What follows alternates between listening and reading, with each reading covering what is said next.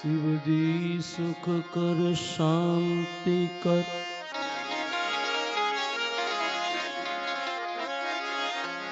दुख हर दीन दयाल।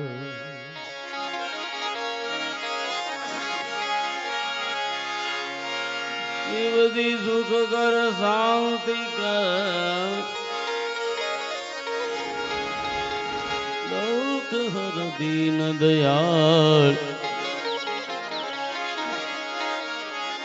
सर्व दुख को हरे, जत ले जो संभाल। ओ शिव दी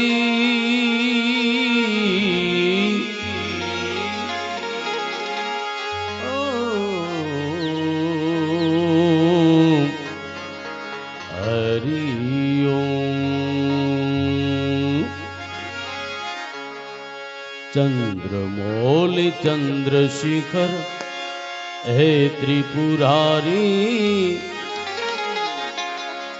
चंद्रमौलि चंद्रशिखर हे त्रिपुरारी, करो ने कृपा हवे कल्याणकारी।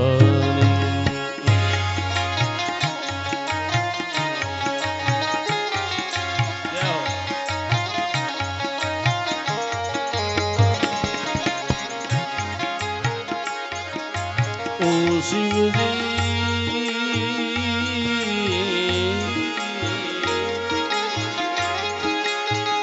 ओ शिव जी,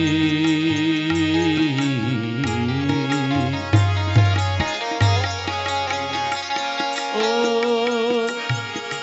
कंठ धरी जत सर्पोनी माला,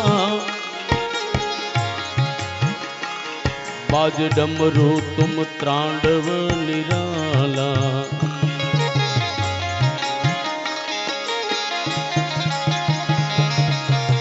ओ शंख खप्पर व्याघंबर वाला,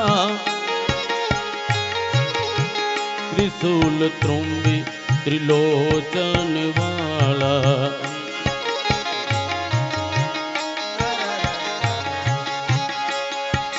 शोभी रही तेरे नंदी पे सवारी, शोभी रही तेरे नंदी पे सवारी, करो ने कृपा वे कल्याणकारी। ओ शिव जी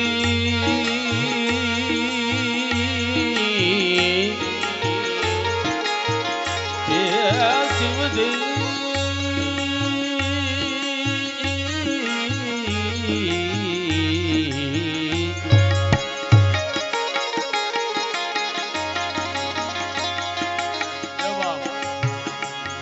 आओ आओ गुरु जी तुम आओ, मोहल्ले पधारो मंदिरे पधारो। आओ आओ गुरु जी वेला आओ, मंदिरे पधारो मोहल्ले पधारो।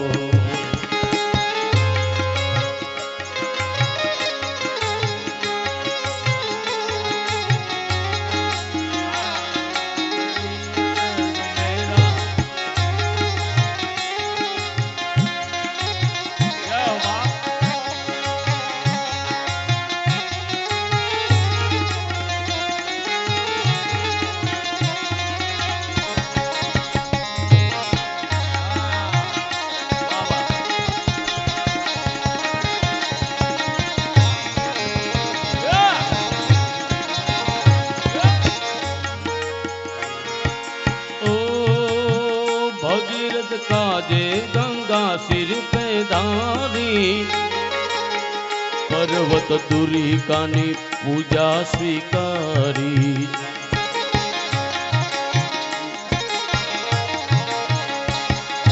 ओ जग मंगल काजे असुर सहारी, जहर पिय लीधा देवों ने उगारी।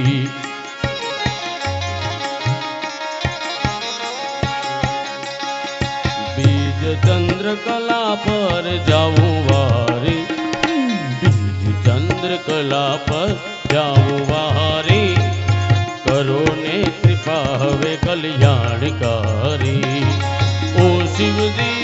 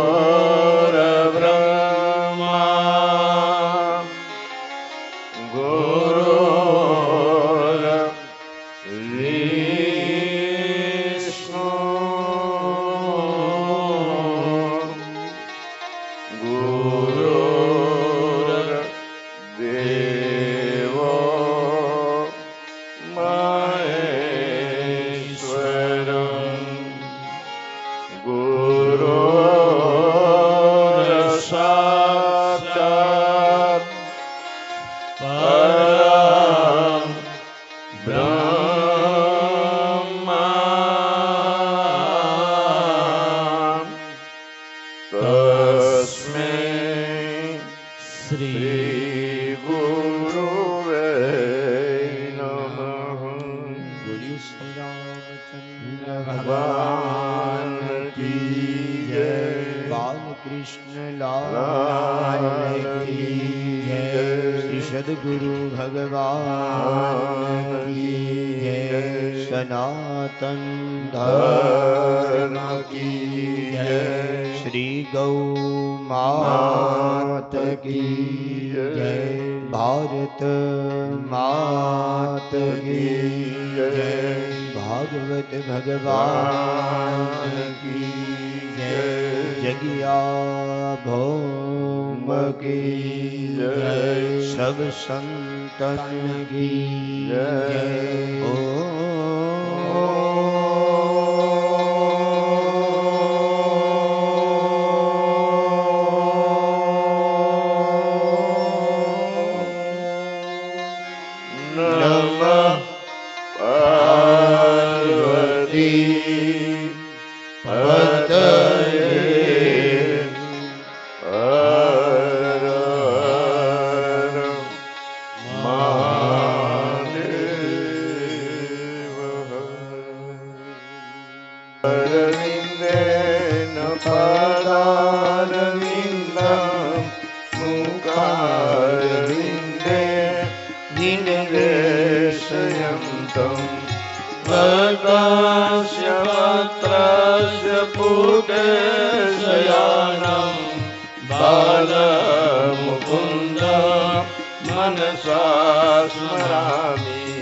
શ્રી કૃષ્ણ ગોવિંદ હરે મુરારી હે નાથ નારાયણ વાસુદેવ મૃત મેં દેવ ગોવિંદ દામોદર માધવેતી વિકરે તુકામા ખિલ ગોપ કન્યા મુરારી પાદાર પિતતી તરુતિ દધિયા દિપમો હવશાદોસત ગોવિંદ દામોદર માધવેતી ગૃહે ગૃહે ગોપવધૂ કદંબા સર્વે મિલિત્વા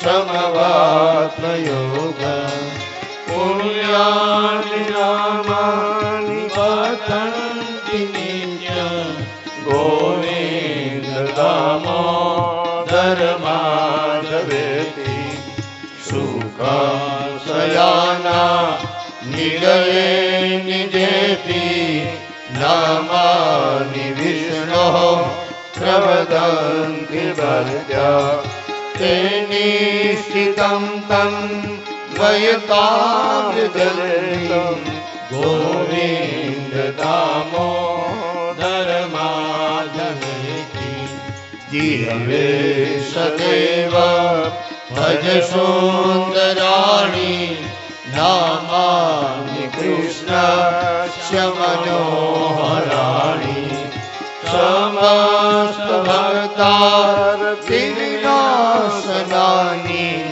ગોવિંદ દામોદર માધવેતિ સુખાવસાને ઇદમેવ સારં દુઃખાવસાને ઇદમેવ જ્ઞેયં દેહાવસાને ઇદમેવ જાપ્યં ગોવિંદ દામોદર માધવેતિ શ્રી કૃષ્ણ રાધા વર ગોકુલેશ ગોપાલ ગોવર્ધનનાથ વિષ્ણુ જીવે પિબસ્વા મૃત મે તદેવ ગોવિંદ દામોદર માધવેતિ ગોવિંદ દામોદર માધવેતિ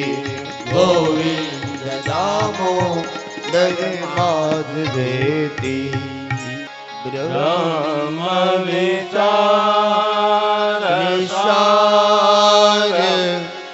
પરમા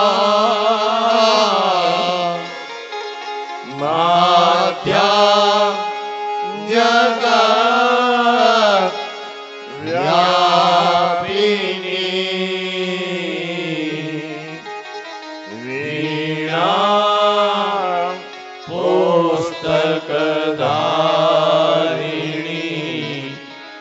અભયદામ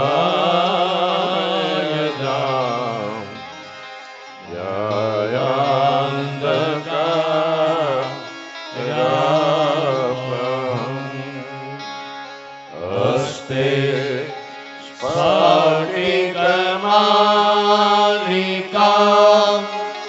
વિહિતં પદ્માસને સંસ્થિતા વંદે તામ પરમેશ્વરી ભગવતી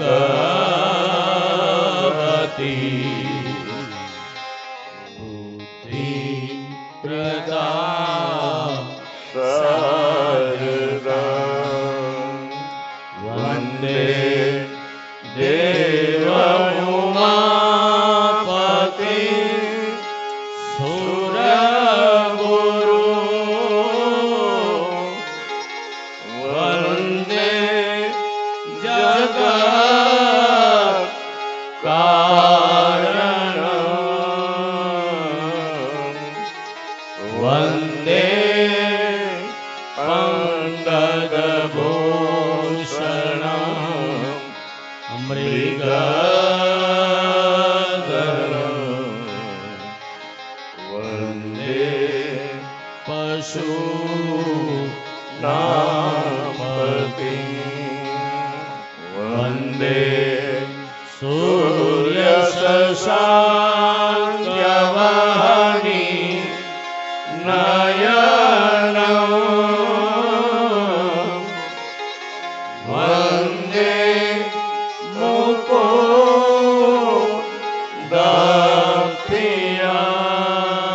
મુકુદપ્રિયં વંદે ભક્તજનાશ્રયં ચ વરદં વંદે શિવં શંકરં વંદે શિવં શંકરં. સૌંદર્ય માધુર્ય સુધાકર પરબ્રહ્મ સ્વરૂપ શ્રી સદગુરુ મહારાજ શ્રી પરમ પૂજ્ય પ્રાતસ્મરણીય વંદનીય અંતરિક્ષમાં બિરાજતા એવં પ્રત્યક્ષ બિરાજતા આત્મ સ્વરૂપ સર્વે સાધુ સંતો, પૂજ્ય વિપ્રવૃંદ, અમારું સંગીત વૃંદ,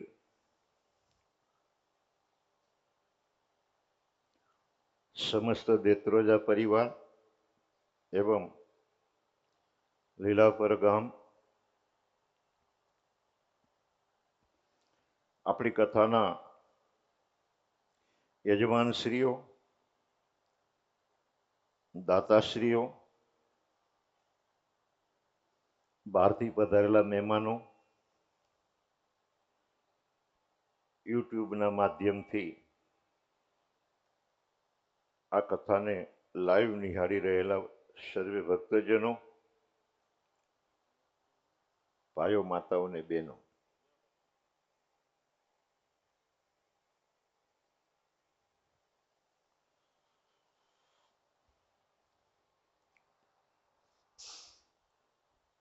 પરીક્ષિત મહારાજ ગંગાના કિનારે ગયા છે. આજે જેને આપણે સુકતાલ ક્ષેત્રના નામથી ઓળખીએ છીએ, લગભગ હરિદ્વારથી પહેલા 35 કિલોમીટર સુકતાલ આવ્યું છે. કોઈ પણ યાત્રી સુકતાલમાં જાય તો એની એક વિશેષતા છે. સુખદેવજી મહારાજ શ્રીએ જે વડ નીચે બેસી અને પરીક્ષિત મહારાજને ભાગવત સંભળાવ્યું હતું એ વડ આજ પણ છે. 5000 વર્ષ જૂનો વડ ત્યાં છે. આ કથાનો એ સાક્ષી છે. આમ જોવા જઈએ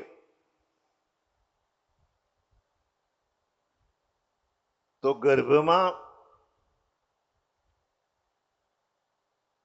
પરીક્ષિત મહારાજની રક્ષા ભગવાને કરી હતી. અને આપણે જ્યારે ગર્ભમાં હતા ત્યારે આપણી રક્ષા પણ ભગવાને કરી હતી. અંદર ઉદરમાં જ શરીર પોષણની વ્યવસ્થા એ ભગવાને કરી આપી હતી. ગર્ભમાં પરીક્ષિત રાજા ભગવાનને જુએ છે. એની આજુબાજુ આમ ભગવાન પરિક્રમા કરી રહ્યા છે. આપણને પણ ગર્ભાવસ્થામાં ભગવાને દર્શન આપ્યા હતા. 10 માસ रहा जब गर्भ माई तब हरि से तू कोल कियो हम हो बाहर हरि भजन करूं ते ही कारण तो ही निकाल दियो. ભગવાન સાથે હું ને તમે કરાર કરીને આવ્યા છે એટલે ભગવાને આપણને દર્શન આપ્યા હતા. પરીક્ષિત મહારાજને શ્રાપ થયો કે તમને તક્ષક ડંખ મારશે. આ તક્ષક એ કાળનું પ્રતીક છે અને મને ને તમને પણ આ તક્ષક ડંખ મારવાનો છે. એની 7 દિવસની અવધિ હતી. 7 દિવસમાં 7મે દિવસે તમને તક્ષક કરડશે. હંસાગીરીજી તેથી બોલ્યા હતા, તમને યાદ હોય તો, કે આપણને 7 દિવસમાં 1 દિવસ આ તક્ષક રૂપી જે કાલ છે એ ભરખી જશે. સોમવાર, મંગળવાર, બુધવાર, ગુરુવાર, શુક્રવાર, શનિવાર ને રવિવાર 7 દાડા છે. અને 7 દાડામાં 1 દિવસ તમારી ને મારી વિકેટ પડી જવાની. અને એને એવી ખબર પડી કે મને કાળ ભરખી જશે, મારું મૃત્યુ થશે. હવે એને મૃત્યુનું નિવારણ કરવું છે. હું મરી ના જાઉં. અને આપણે બધા પણ મૃત્યુના નિવારણ અર્થે પ્રયાસો કરી રહ્યા છે, પ્રયત્નો કરી રહ્યા છે. એ ગંગાના કિનારે ગયા છે. અને આ ગંગા એ જ્ઞાનનું પ્રતીક છે. ગંગા મીન્સ જ્ઞાન. શ્રુતિ ભગવતી પણ એવું કહે છે કે રીતે જ્ઞાન અને મુક્તિ, જ્ઞાન વિના મુક્તિ મળે નહીં. તમારા સ્વરૂપનું એ તમને જ્ઞાન થઈ જાય, આ માયા શું છે એનું જ્ઞાન થઈ જાય, જગત એટલે શું એનું જ્ઞાન થઈ જાય તો જ મુક્તિ મળે. નહીતર મજીરા ખખડાવીએ તો મુક્તિ મળે નહીં. એ તરફ જવાય. આપણે કરતાર વગાડીએ તો ભગવાન રાજી થાય, પણ મુક્તિ માટે તો જ્ઞાન જ જોઈએ. શ્રુતિ ભગવતી ઉપનિષદો એવું કહે છે કે મુક્તિ વિના જ્ઞાન ના મળે. અને આપણે જ્ઞાનની પ્રાપ્તિ કરવી હોય તો શું કરવું પડે? તો પરીક્ષિત મહારાજ સુખદેવજી મહારાજના શરણે ગયા છે. અને આ સુખદેવજી મહારાજ એ સદગુરુ છે. ધ્યાન રાખ. આ સંસાર રૂપી જે રોગ લાગુ પડ્યો છે તમને ને મને, સદગુરુ બેદ બચન વિશ્વાસા સંયમ યહન વિષય કી આશા. આ સંસાર રૂપી રોગને મટાડવા માટે કોઈ વૈદની જરૂરિયાત છે ને એ વૈદ સદગુરુ છે. એ જે કંઈ કે એના વચનમાં વિશ્વાસ રાખો. અને આપણે વૈદની પાસેથી દવા લઈ આવીએ તો જે આપે તે એમાં વિશ્વાસ હોય આપણને. પેલા રાજાને પેટમાં દુખતું હતું ને વૈદની પાસે દવા લેવા ગયા તો રાજાએ કીધું કે 500 રૂપિયા થઈ છે સાહેબ. 3 પડીકીના 500 રૂપિયા પેટમાં મટી જશે. તમને કાંઈ વાયડું ખાધું હતું ને એનો ગેસ થયો છે એટલે મટી જશે, પણ 3 પડીકીના 500 રૂપિયા પેલા આપી દીધા. અને એવી જ તકલીફ પેટની એક સામાન્ય માણસને હતી. એ વૈદની પાસે ગયા અને 25 પૈસામાં એ જ 3 પૂડિયા આપ્યા.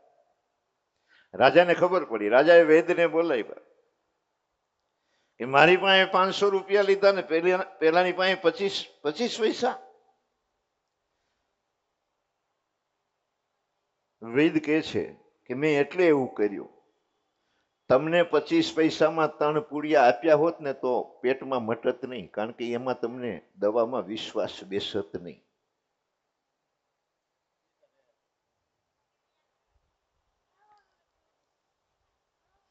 એટલે તમને મારી દવામાં વિશ્વાસ બેઠે એટલે 500 રૂપિયા લીધા છે.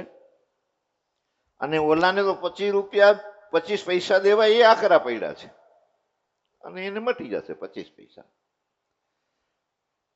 તો જે દવા આપે એમાં વિશ્વાસ. આપણે તો 6 મહિના થાય એટલે ગુરુ બદલવા છે. વળી 6 મહિને ભેગા થાય એટલે કે બાપુ ગુરુ પેલા એને બનાવ્યા હતા પણ હમણાં બદલી નાખ્યા. ઘડીક થાય ત્યાં આમાં જ આવશે, ઘડીક થાય ત્યાં આમાં જ આવશે, ઘડીક થાય ત્યાં કાંઈક વળી નવું આવે. નિજમતી કલ્પી કરી પ્રગટકીએ બહુ પંથ. કળિયુગની અંદર એટલા બધા પંથ, એટલા બધા સંપ્રદાય, એટલી બધી વિધિ વિધાનો, અને આપણને નવું ગમે. નવી હાડી આવે એટલે પેલી જૂની એમાંથી રુચિ ઓછી થઈ જાય, ઓટોમેટિક ઓછી થઈ જાય, કારણ કે નવી આવી છે. પેલા છોકરાને પરણાવી અને એ બહુ વાલા લાગે ને પછી નાના છોકરાને પરણાવી એટલે ઓલી ઓટોમેટિક હવે આ નવી આવી કરું એટલે એ વાલી લાગવા લાગે. અને આ પ્રકૃતિ છે, આપણો સ્વભાવ છે. અને એ સ્વભાવ પ્રમાણે તમે ને હું પણ 6 મહિને 12 મહિને ગુરુ બદલી નાખીએ છીએ. અને ધ્યાન રાખજો, તમારો પાર ક્યારે આવશે નહીં જો ગુરુ બદલાય તો. એ ગુરુજી એવા ગોતીએ,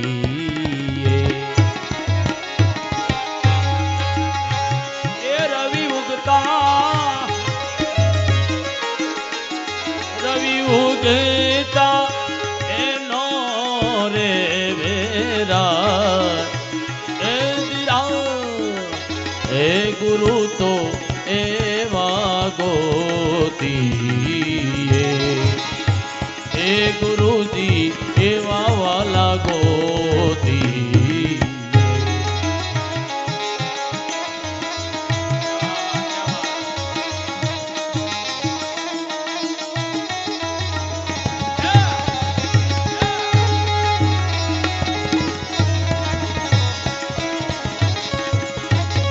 એવી પાંખરે આવીને ઈયળ લાગી ઉડવા, ગુરુજી પાંખુરે આવીને ઈયળ લાગી ઉડવા. એટલે આપણે ત્યાં સ્વામિનારાયણ સંપ્રદાયમાં એવું કહે છે કે પાણી પીના છાન કે ઓર ગુરુ કરના જાન કે. ઉતાવળ ન કરવી, ભલે વાર લાગે, 2 વર્ષ મોડા મળે. આ જન્મમાં નહીં મળે તો બીજા જન્મમાં મળશે, બાકી એક વખત એને ધારણ કરી લીધા પછી બદલવા નહીં. ઈયળ લાગી જોને ઉડવા.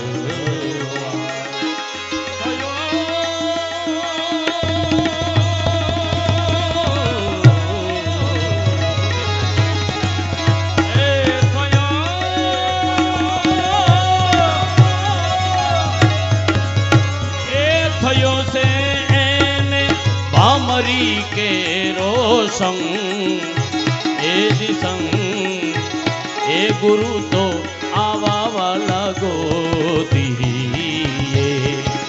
એ ગુરુ તો આવા વાલા ગોતીએ, એ ગુરુજી આવા વાલા ગોતી.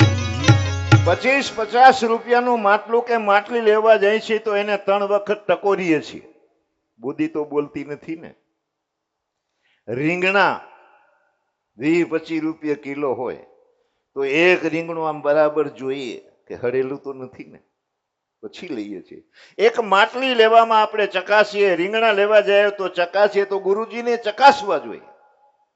અને એક વાર ગુરુ બનાવી લીધા પછી એનામાં સરળ નિષ્ઠા. ગુરુ આજ્ઞા ગર્યસી.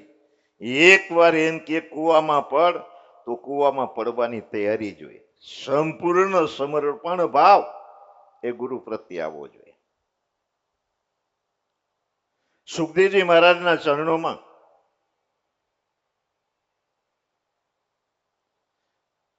પરીક્ષિત મહારાજ બેસી ગયા છે. સુખદેવજી કહે છે કે હે રાજન, તમે ઘણું ઉત્તમ પૂછ્યું છે. વર્યાને સતે પ્રશ્ન કૃતો લોકહિતં નૃપ આત્મવિસ્મતઃ પુષા શ્રોતવ્યાદિસૂયઃ પરઃ. તમે જે બે પ્રશ્નો પૂછ્યા છે એ બ્રહ્મનિષ્ઠ મહાપુરુષો પણ એ પ્રશ્નનો સત્કાર કરે છે. એ સાંભળવા લાયક છે, એ વિચારણ્ય છે. અને એ પ્રશ્ન પરીક્ષિત મહારાજ શ્રી એના નથી પૂછ્યા, એ પ્રશ્ન તમારા મારા પૂછ્યા છે. ભગવાને આટલું સરસ શરીર તમને મને આપ્યું છે, તો એ શરીર મળ્યા પછી આપણે શું કરવું જોઈએ એ આપણી સમસ્યા છે, આપણો પ્રશ્ન છે. અને આખી જિંદગી એમને કાઢી નાખી અને હવે ઢળતી વેળા આવી,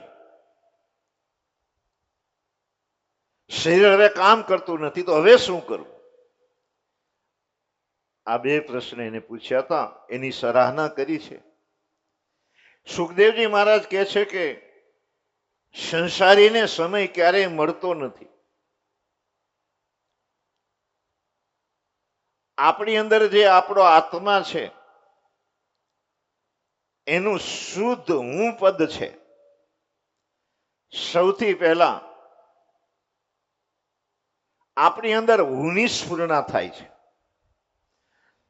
પહેલા તો શરીરનો ધીરે ધીરે વિકાસ થાય, તો એ માની સાથે એનો કોન્ટેક્ટ હોય અને એનાથી એના શરીરનો વિકાસ થાય. અને પછી એમાં ચેતના સમર્પણ થાય ચેતનાનું. એટલે સૌથી પહેલા શુદ્ધ હું એની સ્ફુરણા થાય છે. શુદ્ધ હું સ્ફુરે છે. પછી એ આપણું હું શરીર સાથે તાદાત્મય થઈ જાય છે. અને જેનું હું શરીર સાથે તાદાત્મય થઈ જાય છે એને મૃત્યુનો ભય લાગે છે. કારણ કે શરીરને જ હું, યાને હું જ શરીર છું એવું એ માને છે. તમારે વૈપદની ઈચ્છા હોય અને આ શરીર સાથે જે આપણું હું શુદ્ધ હું એ તાદાત્મય થઈ ગયું છે, એને આમ છોડાવવું હોય, શરીરને ને આત્માને અલગ કરવા હોય, તો સૌથી પહેલા તમારે શ્રોતવ્ય ભગવાનની કથા સાંભળવી. કીર્તિતવ્યશ્ચ ભગવાનના નામના કીર્તનો કરવા, એનું સ્મરણ કરવું.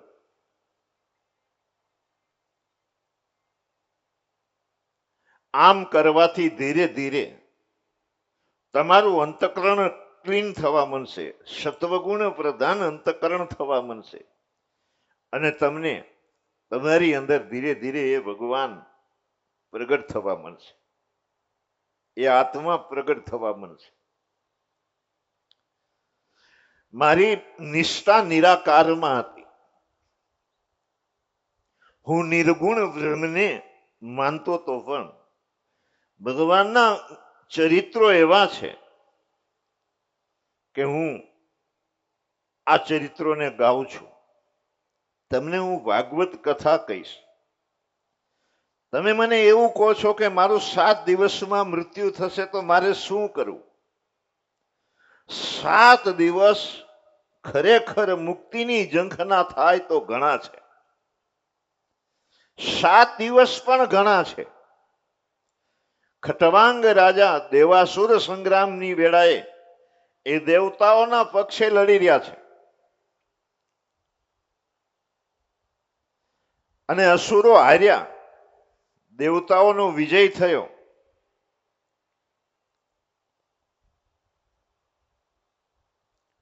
બધા દેવતાઓ ખટવાંગ રાજાને કહે છે કે અમે તમારા ઉપર પ્રસન્ન છીએ, તમારે જે માગવું હોય તે માગી લો, જે માંગશો એ અમે આપીશું. થોડી વાર ખટવાંગ રાજાએ પોતાની આંખ બંધ કરી દીધી. ભગવાન રામની પરંપરામાં ખટવાંગ રાજા થયા છે સૂર્યવંશમાં. પછી કહે છે કે તમે મને એવું કહો છો કે તમારે જે માગવું હોય એ માંગી લો, જે માગશો એ હું આપીશ. પણ પેલા મને એ કહો, મારી આયુષ્ય કેટલી છે? કારણ કે હું ઘણું બધું માગી લઈશ ને આયુષ્ય જ નહીં હોય તો પછી આ કોણ ભોગવશે? આ પોટલા જે આપણે ભેગા કર્યા એ નહીં પડ્યા રહેવાના. દેવતાઓ કહે છે તમારું આયુષ્ય 2 ઘડીનું છે. 1 ઘડી આધો ઘડી आधो में पुनिया तुलसी संगत साधुनी करे कोटि अपराध. 2 ઘડીનું આયુષ્ય છે અને તત્ક્ષણ ખટવાંગ રાજાએ એની સમસ્ત આસક્તિઓ જે છે એને સકોડી લીધી. ભગવાનના ચરણારવિંદનું એ ધ્યાન કરવા લાગ્યા, ભગવાનમાં એકાકાર થયા અને 2 ઘડી પછી એનું મૃત્યુ થયું, એને મુક્તિ મળી. તમારી પાસે ઘણો બધો સમય છે. ધીતાસનો તમારે ભજન કરવા માટે સૌથી પહેલા આસન જીતવું જોઈએ. જીતાસનો જીત શ્વાસો જીત સંગો જીતેન્દ્રિય. પેલા આપણું આસન સિદ્ધ થવું જોઈએ. હવે ઢીચણની તકલીફો બહુ થઈ ગઈ. 45, 50 કે 55 વર્ષ થાય એટલે ઢીચણ ગયા. દવાખાને જાવ તો એમ કે ઘાઈ ગયા, વચ્ચેની ગાડલી ગહાઈ ગઈ એમ. અને જેની ગાડલી ગહાઈ ગઈ છે એ એક આસને બેસી શકે નહીં, એને ટાટિયો લાંબો રાખવો પડે, કાં ખુરશીએ બેસવું જોઈએ. મારે થોડી જોકે મારે તો હવે ઉંમર થઈ ગઈ, મારે હવે કાંઈ કરવાની જરૂર નથી, મને તો એવું લાગે છે. પણ મારે આ ઢીચણમાં તકલીફ થઈ છે એટલે આ રાખવું પડે છે. અને છતાંય આમ મને કાંઈ થતું નથી એમ કેવું હોય તો કહેવાય. હું 3 કલાક નહીં 5 કલાક આમને બેહી રહું અને મારે પાણીની જરૂર નહીં ને આગો પાછો પગ કરવાની જરૂર નહીં. નોન સ્ટોપ બોલું. આ તમે અડધી કલાકનો ગેપ પાડો ને એ બંધ કરી દો તો નોન સ્ટોપ 5 કલાક બેહીને બોલું. અને ભગવાનની એવી મહેરબાની હનુમાનજીની અને ગુરુજીની થઈ છે, કાંઈ થતું નથી. અહીંયા ઉતરી જાવ એટલે પગથિયા ઉતરવા અઘરા લાગે, પણ બેઠો હું તો કાંઈ થાય નહીં. જીતાસન, તમારે આસન જીતવું જોઈએ. મારા ગુરુજીને મેં પૂછ્યું હતું કે આસન જીત્યું ક્યારે કહેવાય? આમ તો 84 આસન છે. શંકર ભગવાને તો 1 લાખ આસન આપણને બતાવ્યા હતા. પણ ધીરે ધીરે એમાંથી આમ કાટછેડ કરતા 84 આસન અત્યારે પ્રસિદ્ધ છે. રામદેવ બાબા એમાંના ઘણા બધા આસનો કરાવે છે. એની શિબિર ભરો તો તમને ખબર પડે કે આટલા આસનો છે. પણ 4 આસનો, સિદ્ધાસન, પદ્માસન, સ્વસ્તિકાસન અને સુખાસન, આ 4 આસન એ ભજન માટેના છે. અને તમને યોગ્ય લાગે તે. આમ તો પાતાંજલિ ઋષિએ એક જ આસન બતાવ્યું છે. એ તો કે તમે આમ તમારા શરીરને આમ તકલીફ ના પડે એમ બેહી રહો, એ આસન. પછી થોડો ટાટિયો લાંબો કરીને બેહવું પડે તોય વાંધો નહીં, થોડો ઊંચો રાખીને બેહવું પડે તોય વાંધો નહીં, તકલીફ ન પડવી જોઈએ. અને બેસો અને 3 કલાક એક આસને તમે બેસી રહો એટલે તમારા આસનને તમે સિદ્ધ કર્યું એમ કહેવાય. પછી એવું કે છે જીત શ્વાસો. આ તમારા શ્વાસોશ્વાસ છે એના ઉપર તમારે કાબુ મેળવવાનો છે. અને એ પ્રાણાયામથી જ સિદ્ધ થાય. પૂરક, કુંભક, રેચક. 1, 4 અને 2 ની માત્રામાં આપણે પ્રાણાયામ કરીએ તો ધીરે ધીરે ધીરે ધીરે આ પ્રાણ સૂક્ષ્મ થવા લાગે. સિંહને કબજે કરવો, સિંહ ઉપર કબજો કરવો એ અઘરું છે, એમ તમારા શ્વાસ ઉપર કબજો કરવો એ પણ અઘરું છે. પણ બરાબર પ્રાણાયામનો અભ્યાસ કરીએ તો શ્વાસ ધીરે ધીરે સૂક્ષ્મ થવા લાગે. અને પ્રાણાયામ જે કરે છે એ મોટામાં મોટું તપ છે, ધ્યાન રાખજો. પ્રાણાયામથી મોટું કોઈ બીજું તપ નથી. વર્તમાન સમયમાં કોઈ જો પ્રાણાયામ કરે તો એ દેવતુલ્ય બની જાય. પ્રાણાયામથી તમારા શ્વાસનું નિયંત્રણ થવા માંડે. પ્રાણાયામથી તમારો શ્વાસ સૂક્ષ્મ થવા માંડે. પ્રાણાયામ પરિપક્વ થાય.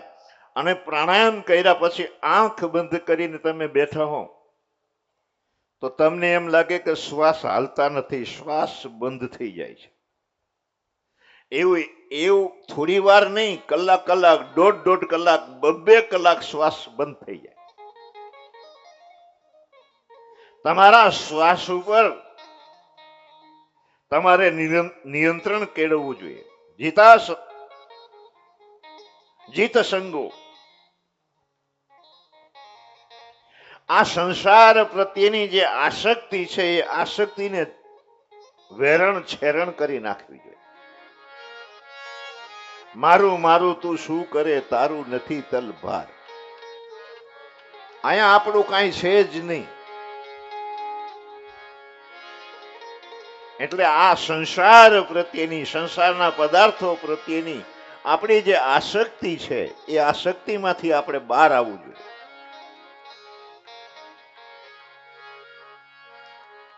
અને જીતેન્દ્રિય. ડોંગરેજી મહારાજ એવું કહેતા કે બીજી બધી ઇન્દ્રિયો જીતાય તો જીતાય, ના જીતાય તો વાંધો નહીં, સૌથી પહેલા તમારી જીભને જીતવાની છે. રસેન્દ્રિય એનું નામ છે.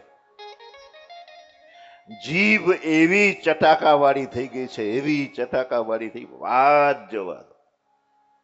પેલા બાપા આમ તરફડિયા મારતા હતા, જવાની તૈયારી હતી ને બહુ ડાયા.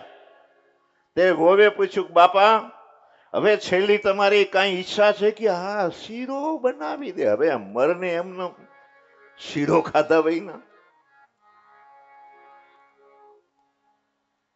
આપણી જીભ ઉપર નિયંત્રણ હોવું જોઈએ. જે જીભ સ્વાદ માટે ચટાકા મારી રહી છે એ જીભ ઉપર નિયંત્રણ હોવું જોઈએ.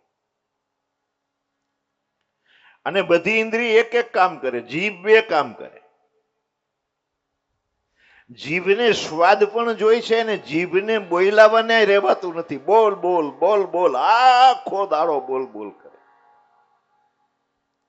બાપુ કે તમે બોલ બોલ કરો છો. મેં એક ગામમાં એવું કીધું કે અત્યારે 15-17% છોકરાઓના હક પણ થતા નથી અને 15-17% છોકરાઓ વાંઢા રહે છે 100. અને એ ઘણી બધી સમાજમાં તકલીફો ઊભી કરે છે. એક ભાઈ ઉભા થઈને કે બાપા તમે વાંઢા જ છો ને? મેં રેવા દે ભાઈ,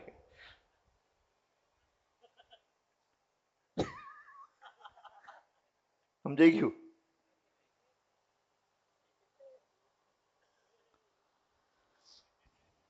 જીતેન્દ્રિય. તમારી ઇન્દ્રિયો ઉપર કબજો હોવો જોઈએ. સદ્ય મુક્તિ અને ક્રમ મુક્તિની વાત કરી. સકામ કામના વાળા જે ભક્તો છે એને કયા દેવતાઓની ઉપાસના એ કરવી જોઈએ એની વાત કરી. પરીક્ષિત મહારાજ પૂછે છે કે હે મહારાજ, આપ સર્વજ્ઞ છો. તમારા શરીરને આમ સ્પર્શ કરીને હવા જે આગળ જાય છે, એ હવા બીજાના શરીરને એ સ્પર્શ કરે તો એ પવિત્ર થઈ જાય. એવા તમે પવિત્રતમ છો.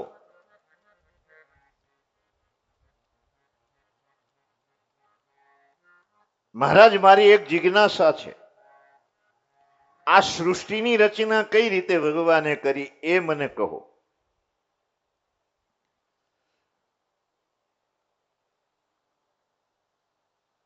સુખદેવજી મહારાજ શ્રીએ મંગલાચરણ કર્યું છે. આમ તો એને કથાની શરૂઆત કરી ત્યારે મંગલાચરણ કર્યું નહોતું, કારણ કે કથાના પ્રારંભમાં કથાથી પહેલા મંગલાચરણ કરવું જોઈએ. મંગલાચરણમાં ભગવાનને યાદ કરવા જોઈએ, દેવી દેવતાઓને યાદ કરવા જોઈએ, સદગુરુ દેવને યાદ કરવા જોઈએ. સુખદેવજી મહારાજ આમ કેવું હોય તો કહી શકાય કે મંગલાચરણ કરવાનું જ ભૂલી ગયા હતા અને કથાનો પ્રારંભ કરી નાખ્યો હતો. હવે મંગલાચરણ કરે છે. નમઃ પરસ્મે પુરુષાય ભૂયસે સદોદ્ભવસ્તાનિરોધલીલયા ગૃહીત શક્તિ ત્રિતયાય દેહિના અંતર્ભવાયા નુપલક્ષ્ય વર્તમાને. સુખદેવજી મહારાજ કહે છે કે એ પ્રભુ, તમે બધાના અંતકરણમાં એ બિરાજો છો અને કોઈને દેખાતા નથી. આ જગતની ઉત્પત્તિ, એનું પાલન અને એનું સંહાર તમે કરવા વાળા છો. પ્રભુ, તમે અત્યંત પવિત્ર છો. હું આપને, હે પુરુષોત્તમ, હું આપને વારંવાર નમસ્કાર કરું છું. કથાની શરૂઆત કરી કે મહાપ્રલય થયા પછી કશું જ રહ્યું નથી. રાત પણ નથી અને દિવસ પણ નથી, જ્ઞાન પણ નથી અને અજ્ઞાન પણ નથી. કેવળ એક તત્વ એ વિદ્વાન છે. એ તત્વનું નામ છે પરબ્રહ્મ, બ્રહ્મ તત્વ, સર્વોપરી સત્તા. મહાપ્રલય પછી બ્રહ્માજી પણ જતા રહે છે, એની આયુષ્ય પૂરી થઈ જાય છે અને કોઈ વસ્તુ એ રહેતી નથી. ત્યારે એ પરમ સત્તા રહે છે. એને એકલાપણું સતાવા લાગ્યું.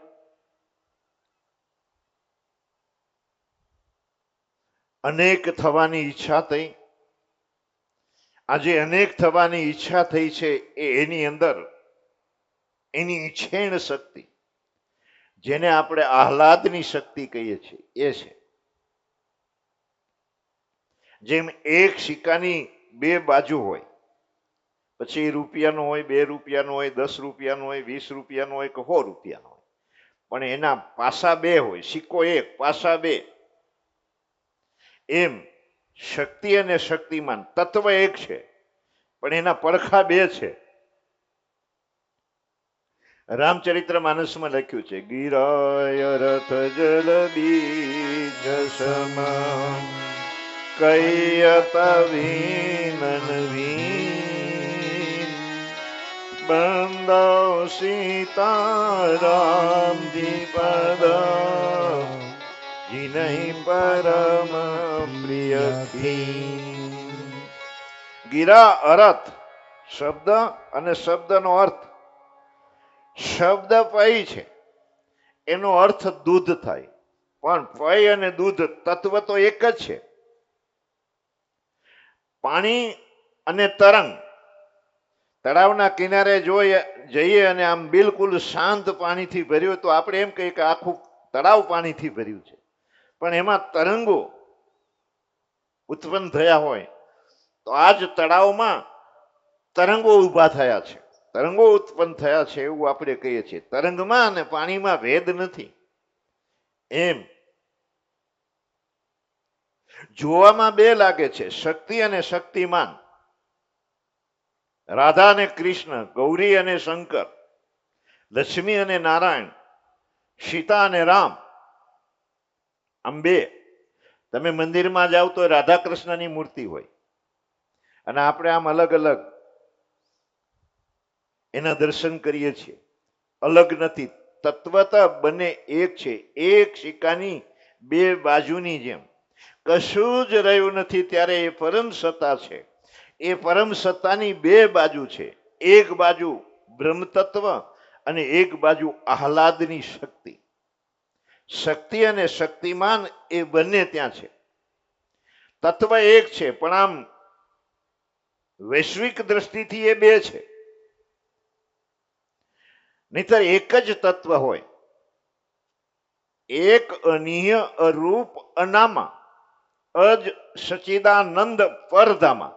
પરબ્રહ્મ પરમાત્માના પરમ સત્તાના એ સર્વોપરી સત્તાના લક્ષણો શું છે? એ કેવા છે? તો કે એક, એકો બ્રહ્મ દ્વિતીયો નાસ્તિ. એક અનિય, એનામાં કોઈ ચેષ્ટા હોય જ નહીં. બ્રહ્મ તત્વ ચેષ્ટા ના કરી શકે.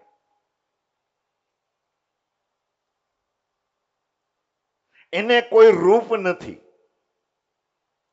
ઘી છે કે નહીં તમે મને કહો. દૂધમાં ઘી છે, ના પાડી ના જવું, પણ છતાંય એ ઘીનું રૂપ દૂધમાં દેખાતું નથી. એમ ચરાચરમાં એ ઠસો ભર્યો છે છતાં દેખાતો નથી. એનું રૂપ નથી. તો પછી અમારે માનવો કેમ કરતા? તર્ક બુદ્ધિ આપણે કરીએ છીએ કે દેખાતો જ નથી તો પછી સ્વીકારવો કઈ રીતે? અમારા સંતો મહાપુરુષો એવું કહે છે કે વાયર, તાંબાનો વાયર તમે હીરા ઘસતા હતા ને પેલા અંગુરમાં લગાડતા હતા, કટોરાના અંકુર, એ તાંબાનો વાયર, એનું આખું ગૂંચડું લાવો અને એને કરંટ આપી દો, આમ બિછાવી દો લાંબો. અહીંથી આમ 100 મીટર લાંબો એ તાર આપણે બિછાવ્યો છે ને અહીં કરંટ આપી દીધો છે. વાયરના બે છેડા એને આપી દીધા અને પછી હાઈલા જાઓ 100 મીટર સુધી. એ ક્યાંય કરંટ દેખાય છે કે આમાં અમને વિશ્વાસ નથી આવતો, આમાં કરંટ હોય જ નહીં, પકડ તારી ખબર પડે. એમ પરમાત્મા બધે ઠસો ભર્યો છે, એ દેખાતો નથી. એ પરબ્રહ્મ પરમાત્મા છે. એક અનિહ અરૂપ અનામા સચિદાનંદ પરધામા સત ચિત અને આનંદ સર્વોપરી સત્તા.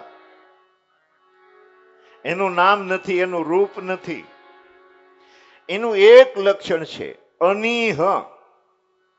એટલે પરબ્રહ્મ પરમાત્મામાં આ સૃષ્ટિનું સર્જન કરવાનો સંકલ્પ ચેષ્ટા થાય જ નહીં. તો કે એને બહુ થવાની ચેષ્ટા થઈ, એકલપણું એને સતાવા લાગ્યું.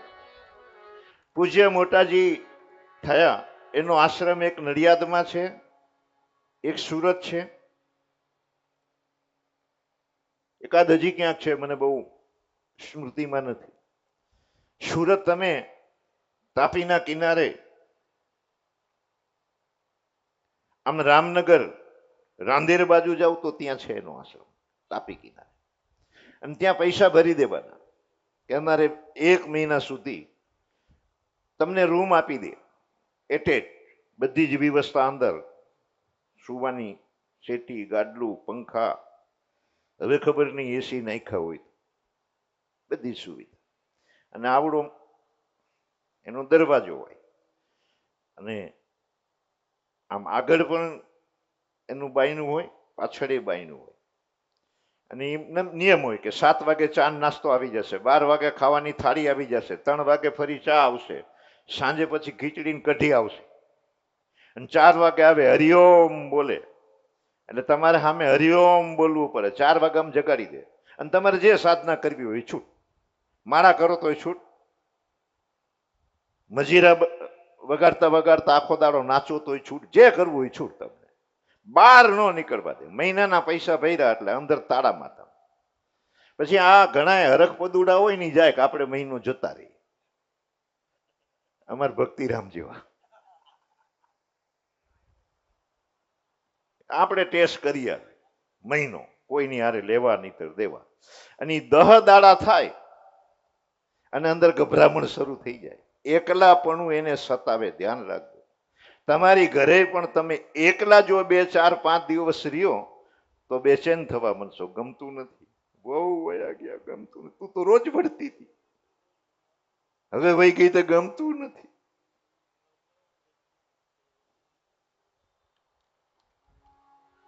ભગવાનને અનેક થવાની ઈચ્છા થઈ, અને એ ઈચ્છા, એ ચેષ્ટા, એની ઈચ્છેણ શક્તિ, એનું જે બીજું પાસું છે ત્યાં થાય છે. એને જડ પ્રકૃતિમાં પોતાની ચેતનાને એ પ્રસ્થાપિત કરે છે. એમાંથી મહતત્વનું પ્રાગટ્ય થયું. મહતત્વમાંથી અહંકાર અવતરિત થાય છે. અહંકારના 3 ભાગ પડ્યા. તામસ અહંકાર જે છે એમાંથી આ 5 તત્વનું શરીર બન્યું. 5 તન્માત્રા, શબ્દ, સ્પર્શ, રૂપ, રસ અને ગંધ એ બને છે. રાજસ અહંકારમાંથી 5 જ્ઞાનેન્દ્રિય, 5 કર્મેન્દ્રિય અને ક્રિયા શક્તિ વાળો પ્રાણ એ ઉત્પન્ન થાય છે. સાત્વિક અહંકારમાંથી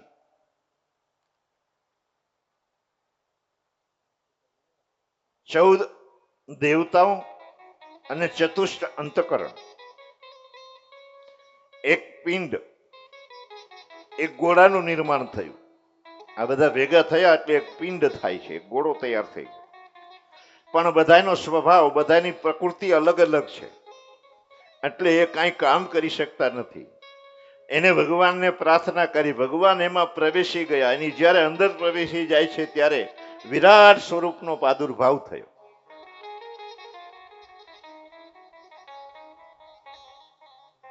એમાંથી બ્રહ્માજીનો પ્રાદુર્ભાવ થયો. બ્રહ્માજી એ વિચારી રહ્યા હતા એ મારે સૃષ્ટિનું નિર્માણ કરવું છે, પણ એની માટેની મને દ્રષ્ટિની પ્રાપ્તિ થાય. આકાશવાણી થઈ કે તમે તપ કરો. તપ તપ તપ. તપ બીનું નહીં, તેજ વિસ્તારા. તપ આધાર સબ સૃષ્ટિ ભવાની.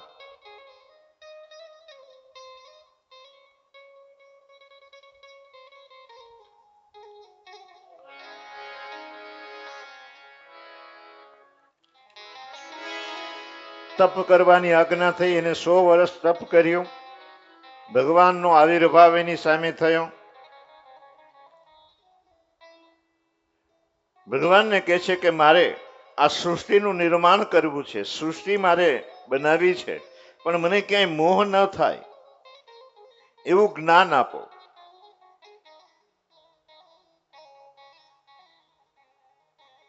ભગવાને ફરી તપસ્યા કરવાનું કહ્યું. ફરી એને 100 વર્ષ તપ કર્યું. ભગવાન એના ઉપર પ્રસન્ન થયા. એને 4 શ્લોકી ભાગવત સંભળાવે છે. આ ભાગવતનું જ્ઞાન એ તને ક્યાંય આસક્ત નહીં થવા દે. જગતના કલ્યાણ અર્થે જ્યારે બ્રહ્માજી તપ કરી રહ્યા હતા ત્યારે નારદજી એના સેવામાં રહ્યા. તન્મયતાની સાથે નારદજીએ સેવા કરી. એટલે નારદજીને આ બ્રહ્માજીએ 10 લક્ષણ વાળું ભાગવત સંભળાવ્યું. અત્ર સર્ગો વિસર્ગશ્ચ અત્ર સર્ગો વિસર્ગશ્ચ સ્થાનમ પોષણમૂતય મનવંતરેશાનુ કથા નિરોધો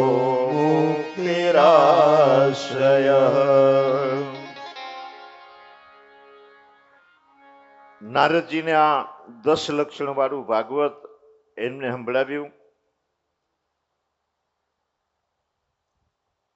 પરીક્ષિત મહારાજ સુખદેવજીને પૂછે છે, ત્રીજા સ્કંધના પ્રારંભમાં સૌથી પહેલો પ્રશ્ન પરીક્ષિત મહારાજ શ્રીએ એ કર્યો કે મહારાજ, વિદુરજીએ ઘર શા માટે છોડ્યું? એ પરિવારને છોડીને કેમ જતા રહ્યા?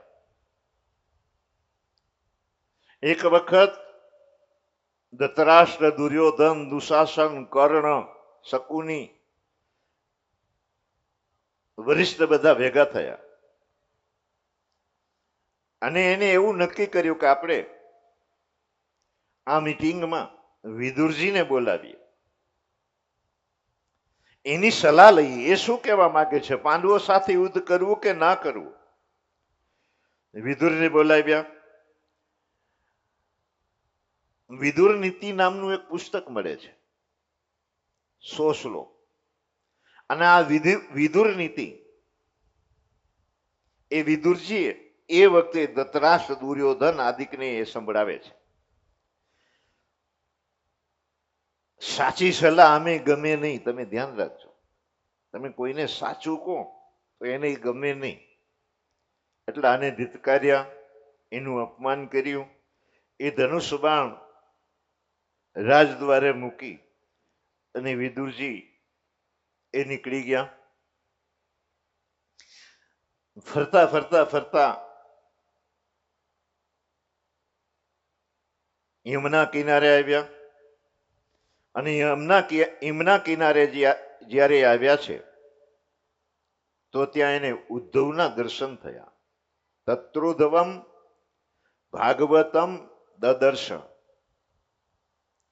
ઉદ્ધવજીના દર્શન થયા છે. એકબીજાને મળ્યા, એકબીજાની કુશળતા પૂછી. ભગવાનની કુશળતા એ વિદુરજી ઉદ્ધવજીને પૂછે છે. ઉદ્ધવજીને ભગવાન યાદ આવી ગયા. ભગવાન યાદ આવતાની સાથે જ ઉદ્ધવજી રડી પડ્યા. ભગવાનની એક એક લીલાઓ યાદ કરવા લાગ્યા. ભગવાનનો સ્વભાવ, ભગવાનનું સામર્થ્ય, ભગવાનમાં જે વ્યવહારની કુશળતા, ભક્તો પ્રત્યેની એની વાત્સલ્યતા, એક એક ગુણને એ યાદ કરે છે. એ કહે છે, અહો બકિયો સનકાલ કોટા જિજ્ઞાસયા પાય પદપ્ય સાધ્વી લભે ગતિં ત્ર્યુચિતાં તતોન્યા ક્વા દયાલો શરણં વ્રજેત.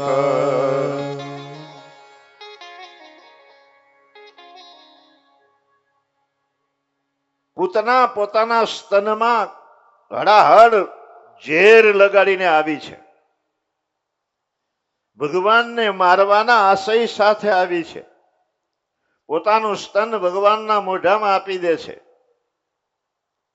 ભગવાન દૂધ પિતાની સાથે એના જીવને પણ પી ગયા. એનું મૃત્યુ થયું. જોકે એની અધોગતિ થવી જોઈએ, પણ એ દૂધ પાવા આવી છે. માં જેવો એને વ્યવહાર કર્યો છે. યશોદા જેવી એને ગતિ આપી. આવો ભગવાનનો સ્વભાવ હતો. ઉદ્ધવજી કહે છે કે ભગવાન પોતાની લીલાઓનું સ્મરણ કરવા લાગ્યા. એ પીપળાના વૃક્ષ નીચે પગ ઉપર પગ ચડાવીને બેઠા હતા. મને જ્યારે ખબર પડી ત્યારે હું એમના દર્શન કરવા પ્રભાસ પાટણ પહોંચ્યો. હું ભગવાનના ચરણોમાં ઢળી પડ્યો. મેં ભગવાનને પ્રાર્થના કરી કે હે પ્રભુ, તમારા વિના અમે બચી નહીં શકીએ. તમારા વયના અમે જીવીએ કઈ રીતે? એ વખતે મૈત્રીજી પણ આવ્યા છે. ભગવાન એવું કહે છે કે પદ્મકલ્પના પ્રારંભમાં બ્રહ્માજીને જેમ એ જ્ઞાન આપ્યું હતું, કુરુક્ષેત્રના મેદાનમાં અર્જુનને જેમ એ જ્ઞાન આપ્યું હતું, મનુને અને સૂર્ય ભગવાનને જે જ્ઞાન આપ્યું હતું એ જ્ઞાન હું તને આપીશ. મને પરમ સ્થિતિનો ઉપદેશ કર્યો, આત્મ તત્વની ઉપલબ્ધિનું સાધન બતાવ્યું. ભગવાને મને એની પાદુકાઓ આપી છે અને ભગવાન કહે છે કે આ પાદુકાનો અવલંબ લઈ, આધાર લઈ અને તમારે બદ્રિકાશ્રમમાં જવાનું છે. અને મેં જે જ્ઞાન આપ્યું છે એ અધિકારીઓ હોય એને તમારે પીરસવાનું છે. હું બદ્રિકાશ્રમ જઈ રહ્યો છું, ભગવાનની આ પાદુકા લઈને જઈ રહ્યો છું. વિદુરજી કહે છે કે ભગવાને તમને જે જ્ઞાન આપ્યું હતું એ મને કહો. વિદુરજી આવું જયારે કહે છે ત્યારે ઉદ્ધવ કહે છે કે તમે મૈત્રીજી પાસે જાઓ. ભગવાને એવું કીધું છે મૈત્રીજીને કે તમારે ત્યાં વિદુરજી આવે તો આ ઉપદેશ એને આપ કરશો. આખી રાત બંને જમનાના કિનારે રહ્યા. સવાર થતા બંને અલગ થયા. વિદુરજી ગંગાના કિનારે મૈત્રીજીના આશ્રમે આવ્યા છે. એનું સ્વાગત થયું, એને બેસવા આસન આપે છે, ફલહાર કરાવ્યો. બે હાથ જોડીને વિદુરજીએ મૈત્રીજીને પૂછ્યું છે કે હે મહારાજ, મને એવો ઉપદેશ આપો, મને એવું જ્ઞાન આપો કે મારા હૃદયમાં ભગવાનનું પ્રાગટ્ય થઈ જાય.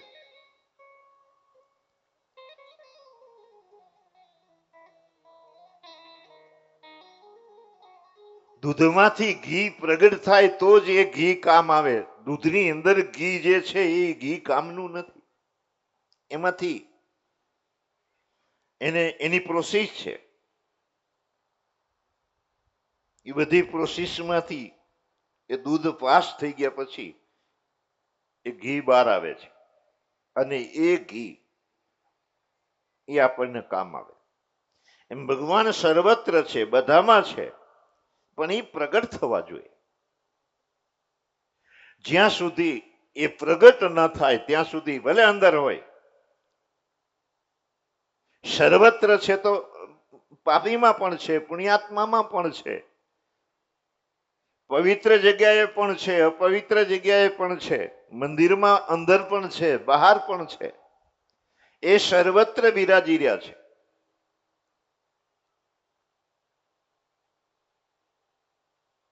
એવો ઉપદેશ મને આપો જેથી મારા અંદર ભગવાનનું પ્રાગટ્ય થાય. ભગવાનની વિવિધ લીલાઓ જે છે એ લીલાઓનું વર્ણન કરો. એને જે જે ચરિત્રો કર્યા છે એ ચરિત્રોનું વર્ણન કરો. આ સૃષ્ટિનો જે ક્રમ છે એના રહસ્યને તમે મને સમજાવો. વિદુરજીએ આવું જ્યારે પૂછ્યું ત્યારે મૈત્રીજી કહેવા લાગ્યા કે આદિનારાયણ 100 વર્ષ સુધી એ જળમાં શયન કરી રહ્યા છે. એની નાભીમાંથી એક કમળ ઉદ્ભવ્યું. એ કમળ ઉપર બ્રહ્માજી એનું નિર્માણ થયું. એને આંખ ખોલીને ચારે બાજુ જોયું તો પાણી પાણી પાણી. ચારે બાજુ જોવે છે એટલે એના 4 મોઢા થયા. એ વિચારે છે કે હવે હું શું કરું? ત્યારે આકાશવાણી થઈ કે તમે તપ કરો. એને તપ કર્યું. ભગવાન એની સામે એ પ્રગટ થયા. ભગવાને સૃષ્ટિ નિર્માણની આજ્ઞા કરી.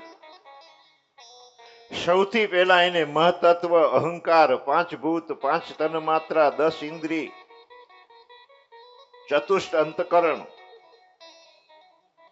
આદિકની રચના કરી. અવિદ્યાની રચના કરે છે. પંચપરવા અવિદ્યા છે.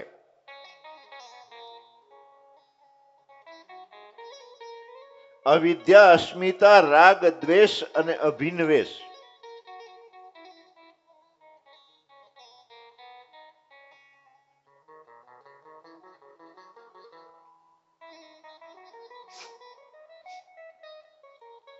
એને વૈકૃત સૃષ્ટિની એ રચના કરી. વનસ્પતિ આદિકની એ રચના કરે છે. ત્રિયક સૃષ્ટિની રચના કરે છે. પશુ પક્ષીઓની એ રચના કરે છે. 9મી સૃષ્ટિ મનુષ્યની છે, એની એને રચના કરી. 10મી સૃષ્ટિ દેવતાઓની છે. દેવ ધનુજ નર નાગ ખગ પ્રેત પિતર ગંધર્વ બંદાઓ કી નર રજની ચરા કૃપા કરહું અબ સર્વ. દેવોની, ધનુજોની, નાગ આદિકની એને રચના કરી છે. એને આ સૃષ્ટિ બનાવી, એનાથી એને સંતોષ થતો નથી.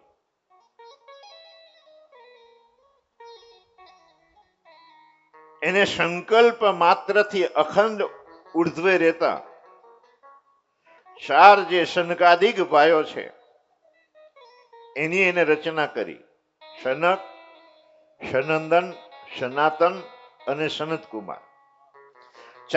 ચારેય ભાઈઓને બ્રહ્માજી આજ્ઞા કરી કે તમારે સૃષ્ટિની વૃદ્ધિ થાય એવું કરવાનું છે. આ ચારેય ભાઈઓ બ્રહ્માજીને કહે છે કે અમે આ ઝંઝટ માટે આવ્યા નથી.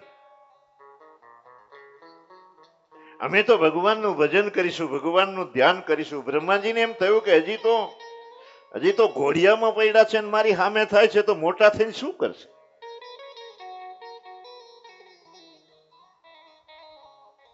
એ તો ઘોડિયામાં હોય ત્યાં ઘોડિયાના પેલા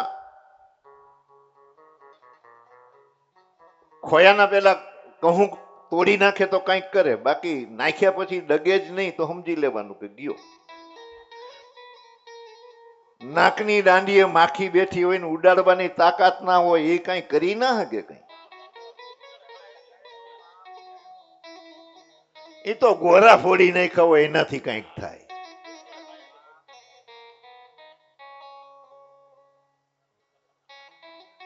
એને ના પાડી કે અમે તો ભગવાનનું ભજન કરીશું, અમે આ પ્રપંચ માટે નથી આવ્યા. બ્રહ્માજીને ક્રોધ આવ્યો. એની વૃષ્ટિમાંથી એક નીલ જ્યોતિનું પ્રાગટ્ય થયું. અને એ રુદ્ર છે, એ શંકર ભગવાન છે. શંકર ભગવાનને આજ્ઞા કરી તમારે સૃષ્ટિની વૃદ્ધિ કરવાની છે. એ પેલા રડ્યા છે એટલે એનું નામ રુદ્ર પડ્યું. 11 રુદ્ર. એ કે છે કે મારા નામ રાખો, એટલે 11 નામ રાખ્યા. મારા લગ્ન કરી દો. 11 રુદ્રાણીઓ સાથે એના લગ્ન કરી નાખ્યા. અને એ જયારે સૃષ્ટિની રચના કરવા લાગ્યા ત્યારે ભૂત, પ્રેત, પિશાચ એની એને રચના કરી. અને આ જે ભૂત પ્રેતો નું એ નિર્માણ કરે છે. બ્રહ્માજીએ જે સૃષ્ટિની રચના કરી હતી એને આ બધા ભૂતડાઓ ખાવા માંડ્યા. બ્રહ્માજી બોલાવીને કે છે કે તું કૈલાસ ઉપર જતો રહે ને તપ કર. આ આપણે ધંધો નથી કરવો, નહીતર મારું જે બનાવેલું છું એ આ પતાવી દઈશ.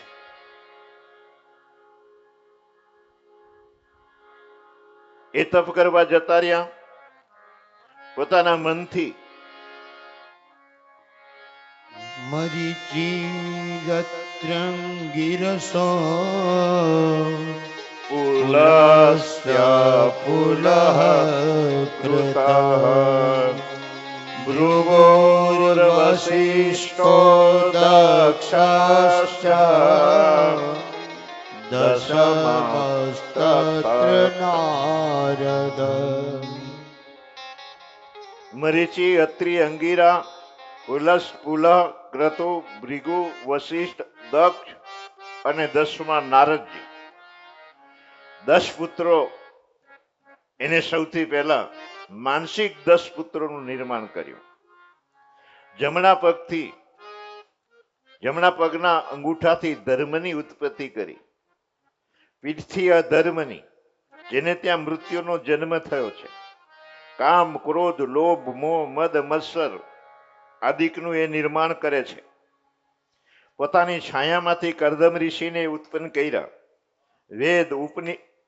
વેદ ઉપવેદ, યોગ ઉપાસના આદિકનું એને નિર્માણ કર્યું. હજી એને સંતોષ થયો નથી, એ પસ્તાવા લાગ્યા. એ વખતે એના શરીરના 2 ભાગ થયા અને શરીરના 2 ભાગ થતાની સાથે જ એમાંથી મનુ અને શત્રુપા એનું અવતરણ થયું. મનુને શત્રુપાથી મૈથુન સૃષ્ટિનો પ્રારંભ થયો. મનુ 2 હાથ જોડીને બ્રહ્માજીને કહે છે કે મારે શું કરવાનું છે? કે તમે ઉત્તમ સંતતિનું નિર્માણ કરો, યજ્ઞો દ્વારા ભગવાનની આરાધના કરો અને જે પ્રજા છે એનું પાલન કરો. પણ કે આ બધું પૃથ્વીભાઈના અમે કરીએ ક્યાં? ત્યારે આને હોશમાં આવ્યા બ્રહ્માજી કે પૃથ્વી નથી. એટલે વિચારવા લાગ્યા હું શું કરું? ત્યાં એને છીક આવી અને છીક આવતાની સાથે જ વરાહ ભગવાન એનું પ્રાગટ્ય થયું. બોલ વરાહ ભગવાન કી જય. વરાહ ભગવાન તરત જ પાણીમાં કૂદી પડ્યા અને પાણીમાં જે પૃથ્વી ડૂબેલી હતી એને આમ ઉપર લઈ આવતા હતા. ત્યારે હરણાક્ષ એને રસ્તામાં મળ્યો. બંનેની વચ્ચે દ્વંદ્વ યુદ્ધ થયું. ભગવાન હરણાક્ષને મારે છે અને પૃથ્વીને પ્રસ્થાપિત કરે છે. વિદુરજી કહે છે કે મહારાજ, આ હરણાક્ષ અને વરાહ ભગવાન સાથે જે યુદ્ધ થયું છે એ મને વિસ્તારથી કહો. મૈત્રીજી કહેવા લાગ્યા કે કશ્યપ ઋષિ એક વખત સંધ્યાના સમયે પોતે યજ્ઞશાળામાં અગ્નિહોત્ર યજ્ઞ કરવા બેઠા છે. ખર્ષા મહિનાનો અગ્નિહોત્ર યજ્ઞ છે અને એમાં સમય પણ બહુ લાગતો નથી, વધારેમાં વધારે 5 મિનિટ, અને કેવળ 2 ચમચી ઘીથી યજ્ઞ થઈ જાય. અને તમારા ઘરે રોજ સવારે 5 મિનિટ 2 અડાયા એને પ્રગટાવી 2 ઘીની ચમચી અને 4 મંત્ર આટલું કરો તો તમારા ઘરનું જે વાતાવરણ છે આખું વાતાવરણ ચેન્જ થઈ જાય. એટલી બધી એમાંથી ઉર્જા, પ્રાણ તત્વ ઉત્પન્ન થાય કે જે કંઈ નેગેટિવ વાતાવરણ હોય એનો ધ્વંસ કરી નાખે. એ અગ્નિહોત્ર યજ્ઞ કરવા બેઠા છે. એ વખતે દિતિ આવ્યા. એ એમ કે છે કે જેમ નાનું તળાવ હોય ને એમાં હાથી પડે અને એ તળાવના પાણીને આ હાથી ડોળી નાખે, એમ કામદેવે મારા મનને ડોળી નાખ્યું છે.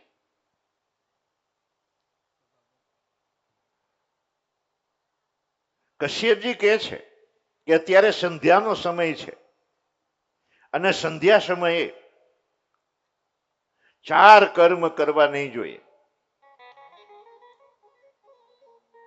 4 કર્મની ના પાડી છે. સમય પડ્યે હું તારી જે મનમાં કામનાઓ છે એને હું પૂરી કરીશ. અત્યારે ધ્યાનનો સમય છે. એ માની નહીં, એની ઈચ્છાની એને પૂર્તિ કરી. પોતે સ્નાન કરીને પછી ધ્યાન કરવા બેસી ગયા. દિતિ પછી પસ્તાણા છે. મેં મહાત્માની આજ્ઞા માની નહીં. એ જ્યારે ધ્યાનમાંથી આંખ ખોલીને આમ એ પર્ણકુટીમાંથી યજ્ઞશાળામાંથી બહાર આવ્યા,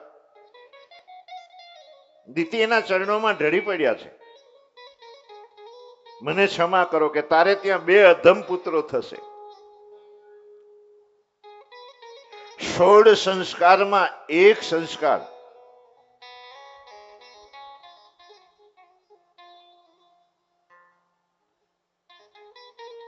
ગર્ભધાન સંસ્કાર છે. અને ગર્ભધાન સંસ્કારનું જે વિધાન છે, મેં એક પુસ્તક લખ્યું છે, એમાં 16 સંસ્કારની વાતો લખી છે. એ સિવાય પણ ક્યાંય પુસ્તિકા તમને રામ શર્માજીની હાથ આવી જાય કે કોઈ મહાપુરુષોની હાથ આવી જાય તો એ વાંચજો.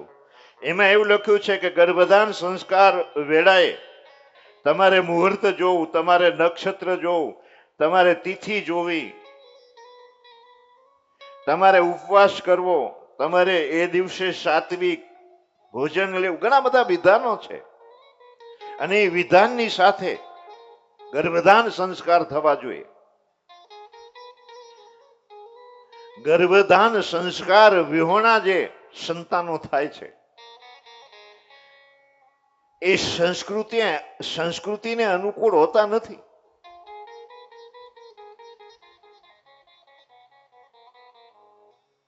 સગર્ભા થઈ 100 વર્ષ સુધી એને ગર્ભ પોતાના ઉદરમાં ધારણ કરી રાખ્યો. એનાથી દેવતાઓ ત્રાહિમામ પુકારવા લાગ્યા. એ બ્રહ્માજીની પાસે ગયા. બ્રહ્માજી કહે છે કે એક વખત સનકાદિક ઋષિઓ વૈકુંઠ જાય છે અને એ વખતે જય અને વિજય એને રોકી દે છે. ભગવાન સૂતા છે, અત્યારે તમને ભગવાન પાસે જવા નહીં દઈએ. કલેક્ટરને મળવું હોય તો પરમિશન લેવું પડે. પણ કોઈ સાધુ જાય તો આપણે ત્યાં એક કહેવત છે કે 100 ઘરમાં એક ઘર ડાકણી છોડી દી. એમ સાધુ કલેક્ટરના ઓફિસમાં જાય નહીં કે એક પરમિશન લીધા વિના નહીં જવા દે તો સાધુને ક્રોધ આવે જ. મુખ્યમંત્રીની પાસે જવું હોય તો વળી અમારે શેની પરમિશન? હવે અત્યારે તો એ બધું વટ કરવા જેવો રહ્યો નથી. હવે પૂરેપૂરું ચેકિંગ થાય, આધાર કાર્ડ બતાડો. એને રોક્યા, એને ક્રોધ આવ્યો, એને શ્રાપ આપ્યો કે જાઓ તમે અસુર થઈ અને ધરા ઉપર અવતરિત થાવ. ભાવથી વસશો તો 7 જન્મ લેવા પડશે અને દુર્ભાવથી જન્મ વસશો તો 3 જન્મમાં મુક્તિ મળશે. કોલાહલ વચી ગયો. ભગવાન આવ્યા, બંનેને જ્ઞાન થયું. જય અને વિજય ક્ષમા માગે છે કે મારી ઈચ્છા હતી. કારણ કે તમે એકવાર મારી પાસે આવીને એવું કહેતા હતા કે અમારી ભુજા જે છે એને એ ભુજામાં આક્રમણ ઉપડ્યું છે, અમારી સાથે યુદ્ધ કરો. અને વૈકુંઠ યુદ્ધ કરવા માટે નથી, યુદ્ધ કરવા માટે મૃત્યુલોક છે. એટલે હું તમારી સાથે યુદ્ધ કરવા આવીશ, તમે મૃત્યુલોકમાં જાઓ. આ જય અને વિજય આ બંને દિતિના ગર્ભમાં આવ્યા છે. સમય થતા એનું અવતરણ થયું. બંને ભાઈ અંજવાળિયામાં જેમ ચંદ્ર પોતાની કળાઓને વધારવા લાગે છે એમ વધવા લાગ્યા. કઠિન તપશ્ચર્યા કરી. મનોવાંછિત વરદાનો એને બ્રહ્માજીની પાસેથી પ્રાપ્ત કર્યા. અર્ણાક્ષ એકવાર સ્વર્ગમાં જાય છે. એને કોઈ પણની સાથે યુદ્ધ કરવું છે. એને વરુણજી મળી ગયા. વરુણજીને એ કહે છે કે મારી સાથે યુદ્ધ કરો, કે તમે રહેવા દો, કે મારું કામ નહીં. મને તો તમે એમ કહો કે વરસાદ થતો નથી, વરસાદ વરસાવો તો એ કરી દો. પાણીની વ્યવસ્થા થાય, યુદ્ધની નહીં. તમારે યુદ્ધ કરવું છે, કે તમારે યુદ્ધ કરવું હોય તો ભગવાન પાસે તમારે જવું પડે. કે ભગવાન મળે ક્યાં? કે પેલા નારદજીની મુલાકાત લ્યો એટલે મેળ તમારો પડી જશે. ફરતા ફરતા એને નારદજી મળ્યા. નારદજીને પૂછ્યું કે મારે યુદ્ધ કરવું છે, મારે શું કરવું? યુદ્ધ કરવું છે કે હા, કે હમણાં જ વરા ભગવાન પાણીમાં ગયા છે, પડો કૂદો પાણીમાં, એનો ભેટો થઈ જશે, એ તમારી સાથે બરાબર યુદ્ધ કરશે. અને એ નારદજીના કહેવાથી અર્ણાક્ષ પાણીમાં કૂદી પડે છે. અને ભગવાન પૃથ્વીને લઈને ઉપર આવી રહ્યા હતા અને બંનેનો ભેટો થયો અને ધમાસાણ યુદ્ધ થયું. જોકે એનું બહુ લાંબુ વર્ણન છે. મને આ ભક્તિરામભાઈ વટતા હતા, બાપુ હાંજે નરસિંહ ભગવાન આવી જઈશે ને.